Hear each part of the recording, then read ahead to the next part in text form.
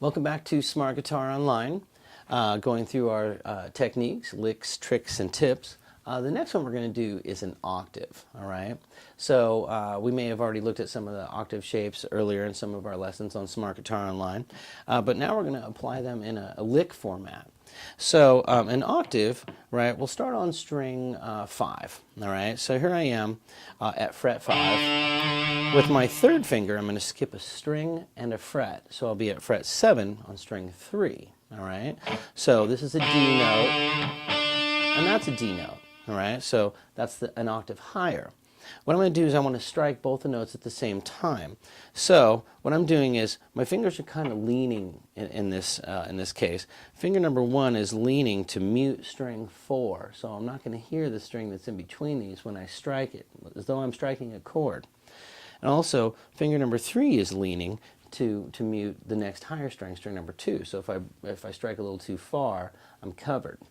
You'll also see in this case, finger number 1 is stretched a little bit past, and it's keeping string number 6 from making a sound, right? So these two fingers are muting a bunch of strings while fretting only 2 notes. So I'm going to strike together, right, as though I'm striking a chord, but I'm only hearing the 2 notes.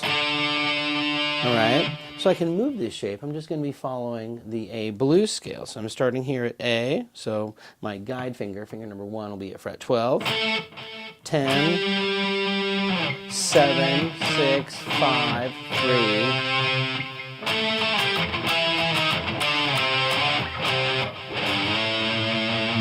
So I use the same octave shape on string 6 to 4, all right? So I slid from G back up to A, which is my root. All right, so I had...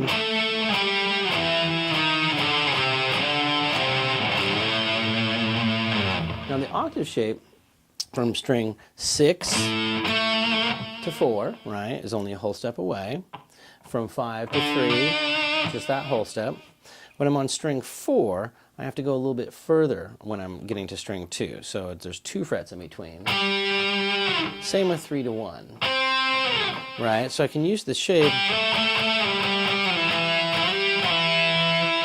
right, to play a little melody line when I'm using my scale to improvise or solo. So those are octave shapes.